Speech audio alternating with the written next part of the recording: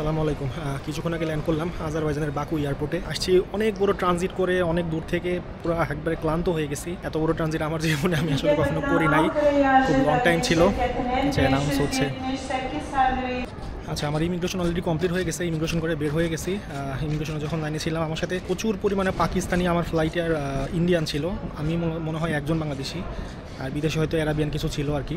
তো ইমিগ্রেশনে কোনো রকম প্রবলেম হয় না। এক মহিলা ছিল, তার কাছে পাসপোর্ট দিলাম। সে পাসপোর্ট দেখে কিছুক্ষণ আমাকে বললো যে একটু পেছনে গিয়ে দাঁড়াও, ছবি তুলবে। ক্যামেরা লাগানো ছিল, সিসি ক্যামেরা যেরকম হয় ওই রকম। গতানুগতিক বাসা বাড়িতে আমরা যে টাইপের ক্যামেরা ব্যবহার করি ওরকম অনেকটা। পিছনে গিয়ে দাঁড়াইলাম, ছবি উঠাইলো, পাসপোর্টে সিল দিয়ে দিল, তারপর বলে চলে যাও। আমার হোটেল বুকিং দেখতে চাই না, রিটার্ন টিকিট দেখতে চাই না, জানতেও চাই না ইভেন যে আমি কবে এখান থেকে ব্যাক করবো। তো খুবই হ্যাসেল ফ্রি ইমিগ্রেশন হয়ে গেছে। হয়তোবা খুব একটা বাংলাদেশে আসে না, তার জন্য হইতে পারে, হয়তোবা অনেক বেশি চাপ হইলে হয়তো এটাও ক্লোজ হয়ে যাবে। তো আমার কাছে যেটা মনে হচ্ছে, এয়ারপোর্টটা অনেক ছোট বাট অনেক গুছানো আমার কাছে, কম্পেয়ার টু অনেকটা শ্রীলঙ্কার যে এয়ারপোর্টটা আছে ওইটা, অথবা হচ্ছে আপনার ভিয়েতনামের দানাং এয়ারপোর্ট, সিমিলার অনেকটা সেম।